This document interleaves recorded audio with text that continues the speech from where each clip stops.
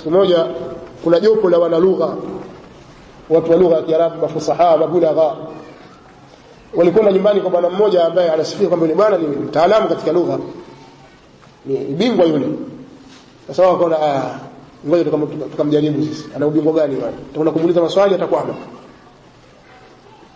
Wakaenda nyumbani kwake, wakagonga mlango, fataraku albaba, wakagonga mlango.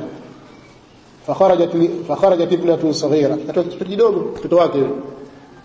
Fasaluha an abiha, wakamuuliza kuhusu baba yake, yuko wapi baba yako wewe? Yule mtoto akamwambia, inna abi faa alfaifa liyafia fai'a, idha faa alfai'u fa. wakatazamana bali inna abi faa ila faifa liyafia alfai'a, fa idha faa alfai'u fa. Alafu kaingia ndani, watazamana, ili kitoto chenye nasema hivyo babake atakuwa lugha imejaa namna hiyo. Fai'a fa malaki nini,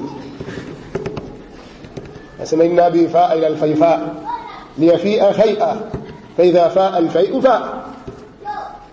nini maana? la najua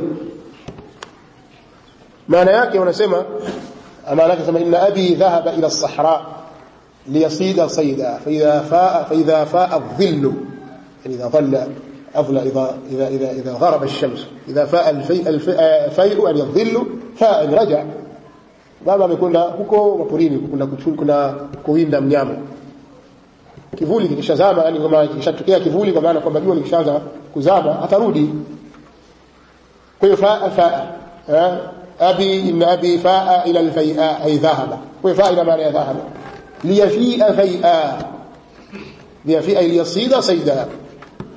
فإذا فاء الفيء أي إذا فاء